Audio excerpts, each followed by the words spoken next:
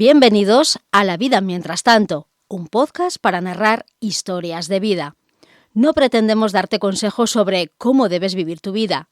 Queremos contarte cómo viven su vida otras personas no tan ajenas a nosotros. Soy Alba Fite y os presento a Rosa Pardina, autora de las historias que va a compartir con nosotros en este podcast.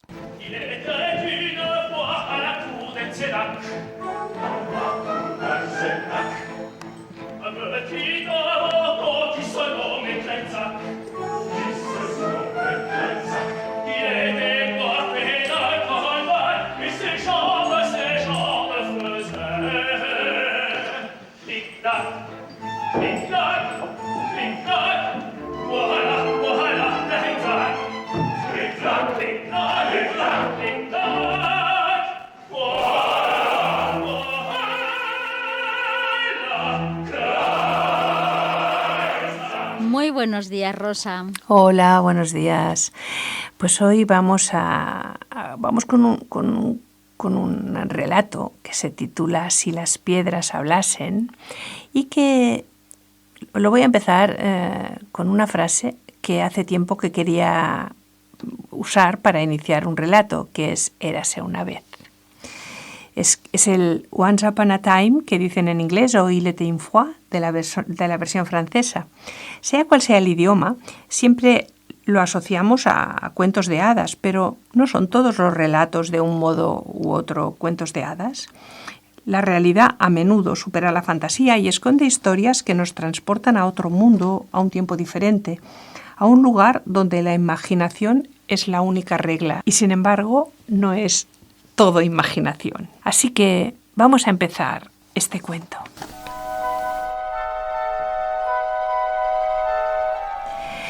Érase una vez una casa rodeada por un jardín y una huerta.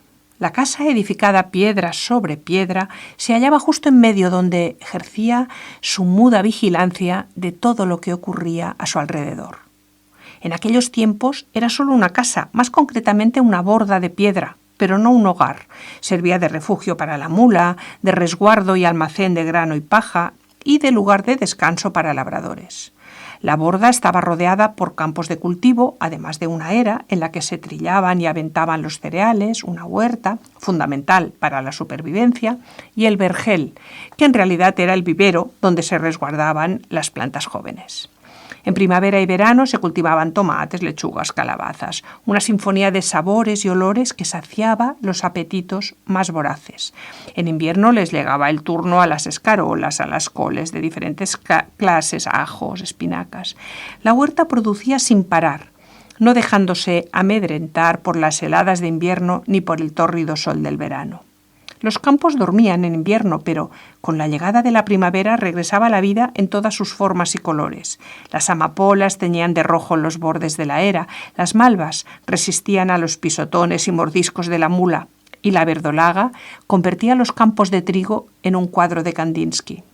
Unas cuantas moreras proporcionaban suficientes frutos para tener mermelada de moras todo el año, y las higueras daban tantos higos que no podían sostenerlos y caían al suelo para deleite de la mula.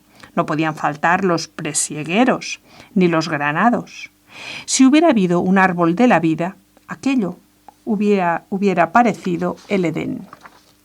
Y así fueron pasando los años, verano, otoño, invierno y de nuevo el renacer de la primavera. Las piedras de la borda observaban el ciclo de la vida como si se tratara de un teatro en el que cada uno tenía su papel. Pero ocurrió lo que tan a menudo sucede con el equilibrio natural, que la civilización descubrió aquel entorno de perfecta armonía y se apoderó de él. Unas leyes autorizaron a arrasar lo que hiciera falta para que, en lugar de amapolas, brócolis, mulas y moreras, vivieran allí seres humanos. Hubo que pedir permisos y hacer el paripé necesario para demostrar que allí no se destruía nada, al contrario, se construía. Cuando todos los papeles estuvieron en regla, entraron las excavadoras y acabaron con todo. Los campos se convirtieron en parcelas, cubrieron la era y la huerta de escombros y no dejaron flor con cabeza. Lo único que respetaron fueron las piedras de la borda, que se convirtió en un hogar, con comedor, cocina, baño y dormitorios. Aquellas parcelas que ocuparon los campos se vieron pronto transformadas en casas y cuando todo estuvo listo, llegaron las familias. La primera fue la que ocupó la borda. Las piedras temblaron al escuchar por primera vez el sonido del televisor o el retumbar de la lavadora. Agradecieron, sin embargo, la calefacción, que alivió humedades, moho y grietas invernales. No tardaron mucho en adaptarse, es lo que tienen las piedras, que son duras de roer y lo aguantan todo. A la borda le habían robado sus tierras, lo que antaño fueran campos y huerta, y vergel, eran ahora tierras dolientes y malheridas por las hormigoneras, por los escombros y por el maltrato de unos operarios que ni siquiera se habían dado cuenta de su existencia. Pero le dejaron unos metros de tierra a su alrededor, lo justo para que no se sintiera encajonada entre cemento. Tuvieron que pasar unos cuantos años y recibir muchos cuidados hasta que por fin aquel entorno que rodeaba la borda se recuperara. La era se cubrió de hierba verde. Allí regresaron presurosas y vivaces las amapolas y las malvas, además de muchas otras flores atraídas por la fiesta de la primavera. En el vergel se plantó un olivo con nombre propio, en honor al hombre que lo plantó cuando el arbolillo era solo un bonsái, no más alto de 30 centímetros. Le buscó el mejor sitio y no se equivocó. En menos de 10 años el olivo medía ya más de 2 metros. Se dedicó un parterre a plantas aromáticas que condimentaron año tras año los guisos familiares y dispersos aquí y allí varios árboles frutales y otros de hoja caduca para suministrar sombra en verano.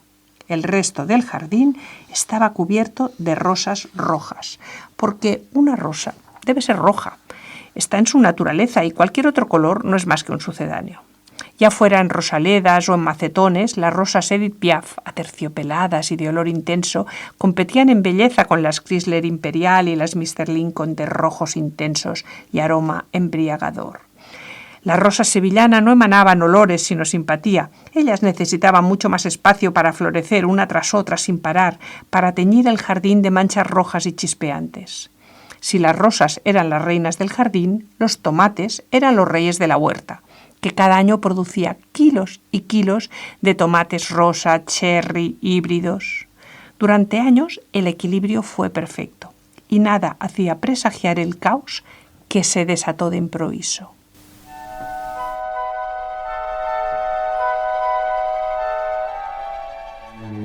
Un día de julio, una tomatera emergió de un macetón de rosas Edith Piaf. Era una provocación nunca vista. ¿Las mejores rosas compartiendo tierra con una tomatera? Aunque fueran de la variedad rosa de Barbastro, no había justificación alguna para que invadiera la maceta. El rosal se apresuró a echar más brotes que formaron capullos y se convirtieron en hermosas rojas. La tomatera no se quedó atrás y en unas semanas estaba repleto de tomates grandes y jugosos.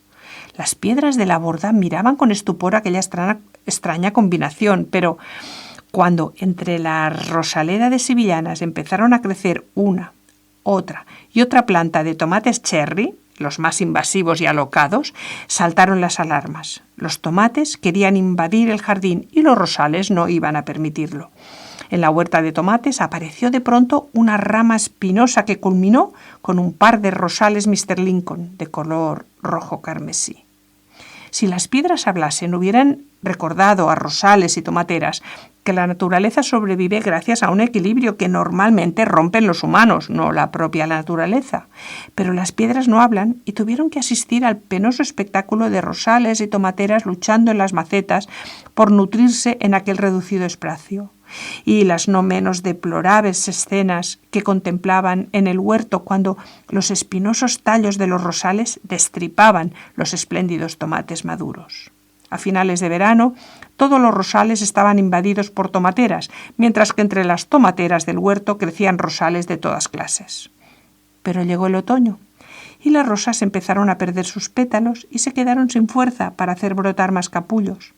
El escenario no era mucho mejor para las tomateras, cuyas hojas se iban secando, y no les quedaba ya ni una sola flor para desarrollar sus frutos.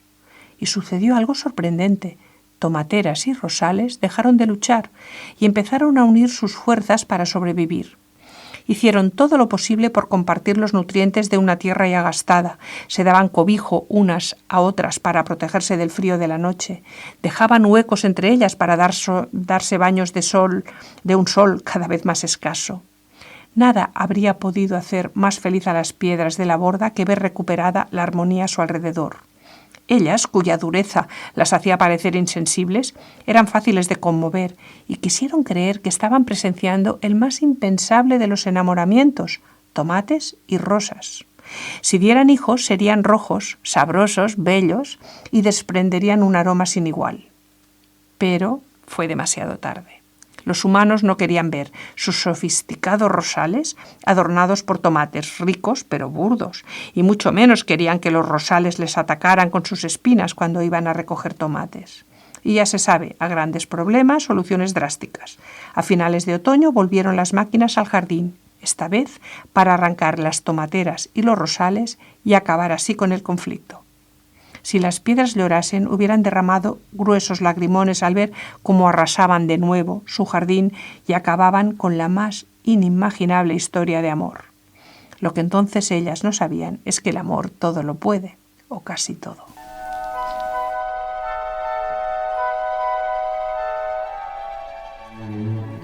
Al llegar la siguiente primavera, el paisaje había cambiado drásticamente. Donde antes hubo tomates, ahora había una piscina rodeada de césped. En las rosaledas crecían lavandas y romeros, y en los macetones bugambillas que, ajenas a la pugna que había acabado con sus predecesores, crecía despreocupada agarrándose a las paredes de la borda. Las piedras toleraron displicentes que aquellas plantas se recostaran sobre ellas y se acostumbraron a la bulliciosa piscina, igual que lo habían hecho con la televisión o el robot de limpieza. Pero penaban por los rosales y las tomateras, demasiadas pérdidas para unas piedras que no podían hacer más que recordar a sus campos, a la mula que antaño se refugiaba entre sus paredes o a la trilladora que descansaba de su arduo trabajo amparada por ellas. Pero aquella primavera fue diferente. Cuando el jardín empezó a florecer, las plantas a reverdecer y los árboles a llenar sus copas de hojas, aparecieron aquí y allá pequeños tallos provistos de frágiles hojas. En un primer momento las piedras no supieron identificarlas, pero no tardaron en darse cuenta de que se trataba de los rosales y las tomateras, que habían decidido regresar por su cuenta. Y lo hicieron juntos y por todas partes, alrededor de la piscina, en los parterres, en los macetones, tomates y rosas juntos, apoyándose el frágil tallo de la tomatera en el robusto rosal, alimentándose el rosal de algún tomate picoteado por los pájaros que caían en la tierra para darle sus nutrientes. Uniendo sus fuerzas, consiguieron regresar y rebelarse contra el exterminio. Los humanos, estupefactos ante aquel fenómeno, les dejaron hacer, y aquel verano el jardín se convirtió en un paraíso de tomates y rosas. No sabemos si consiguieron unir sus semillas para crear una nueva especie que se llamaría algo así como tomarrosa, ni cuánto tiempo resistieron, ni si fueron expulsadas de su Edén. Solo las piedras de la antigua borda podrían decirnos cómo acabó aquel amor que parecía imposible. Pero ellas no hablan, son testigos mudos de lo que sucede a su alrededor sin inmutarse, año tras año. La suya es una historia interminable, una existencia que seguirá su curso apiladas o reutilizadas en un nuevo muro, incluso si una excavadora las derriba.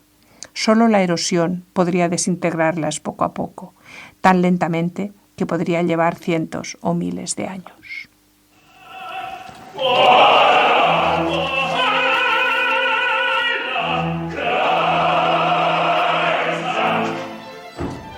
Recuerden, lo importante es que son historias de vidas cuyo parecido con la realidad no es pura coincidencia.